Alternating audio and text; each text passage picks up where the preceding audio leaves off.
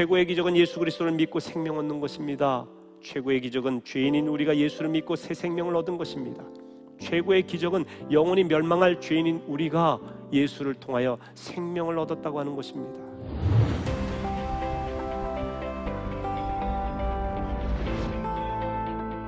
오늘부터는 제4사분기 올 말까지 최고의 기적이라고 하는 제목으로 시리즈 설교를 하고자 합니다. 성경의 많은 이야기들을 오늘날 이 과학시대를 살아가는 사람들이 믿지 못하겠다고 말하는 경우가 많이 있습니다. 특히 기적을 받아들이기 어렵다고 하는 것이지요. 하지만 우리의 존재 자체가 기적입니다. 우리는 날마다 기적 속에 살아갑니다. 근데 성경은 이 우주의 모든 시작점이 하나님의 창조에 있다고 이야기합니다. 하나님께서 온 우주 만물을 만드셨고 인간도 만드셨습니다. 하나님은 무에서 유를 창조하셨어요. 없는 것을 있게 만드셨습니다. 여러분, 없는 것을 있게 만드는 것보다 더 큰 기적이 있겠습니까? 우리가 살아 숨쉬고 먹고 사는 것, 존재하는 것 자체가 어마어마한 기적입니다. 여러분이 하나님을 진심으로 믿는다면 성경의 기적을 능히 믿을 수가 있습니다. 그리스도인은 과학을 두려워하거나 거부할 필요가 없습니다. 과학과 신앙은 서로 배치되는 게 아닙니다. 과학도 하나님의 법칙 아래에 있는 것입니다. 성경은 비과학적인 책이 아니라 초과학적인 말씀입니다. 하나님이 어떤 분인지 믿으면 모든 문제는 자연스럽게 해결이 됩니다. 태초에 하나님이 천지를 창조하시니라, 이 말씀을 믿는 사람이면 하나님께서 창조하신 이 세계에서 일어나는 모든 일이 하나님의 통치하에 있다는 것을 믿지 못할 사람이 어디 있겠습니까? 믿으면 알게 되는 것이지요.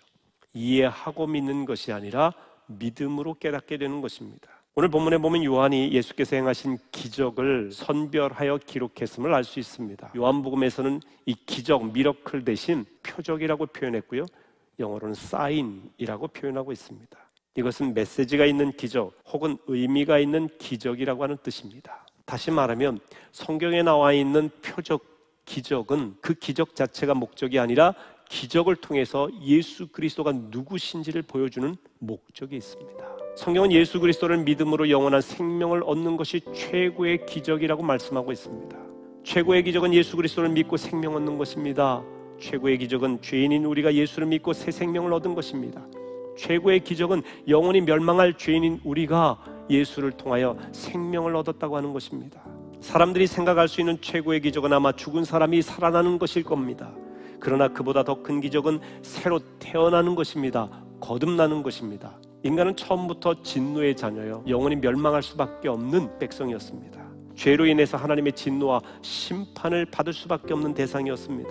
다시 태어나지 않으면 해결할 길이 없는 거예요. 반드시 거듭나야 되는 것입니다. 거듭나려면 먼저 자신의 죄됨을 인정해야 됩니다. 자기 죄를 인정할 때 치유받을 수 있는 가능성이 생겨요. 근데 이 거듭남은 자신의 결단이나 의지로 되는 게 아니에요. 성령이 거듭나게 하십니다. 성령은 우리가 예수 그리스도가 구세주이심을 믿게 해 주십니다. 여러분, 우리가 거듭난 백성이 되는 데는요, 하나님의 놀라운 은혜가 있고요, 예수 그리스도의 십자가 보혈의 공로가 있고 성령의 인치심이 있어요. 삼위일체 하나님의 역사가 동시에 작용하는 것이 거듭남의 과정 가운데 있습니다. 그러니까 거듭나는 것은요, 어마어마한 기적이에요. 새 생명으로 태어나는 기적에는 놀라운 결과가 있습니다. 구원받은 백성이 된다는 것이죠. 하나님의 자녀가 되는 권세가 생기게 됩니다. 거듭나기 위해서 필요한 딱 한 가지 조건으로 말한다면 믿는 것이죠. 독생자 예수 그리스도께서 하신 그 모든 것을 믿는 자마다 누구든지 구원해 주시기로 약속하셨습니다. 무엇보다도 하나님과 교제하며 기도할 수 있는 권세, 특권이 생깁니다. 거듭난 사람은 아버지 하나님의 상속자입니다. 예수 그리스도가 상속받는 그 유산을 같이 상속받는 그런 사람이에요. 세상 유산에 굴하지 마시기 바랍니다. 영적 유산에 주목하십시오. 거듭난 자에게 주시는 유산, 하나님이 주시는 유산은 결코 모자라지 않습니다. 풍성합니다. 요한복음에 보면 생명이라는 단어가 36번 나옵니다. 사도 요한은 진짜 생명, 영원한 생명에 관해 끊임없이 이야기합니다. 거듭난 자에게 주시는 생명이에요. 우리의 자격이 아니라 믿음으로 거듭날 때 주시는 너무나 귀한 생명입니다. 절대 이 생명을 놓치지 마시기 바랍니다.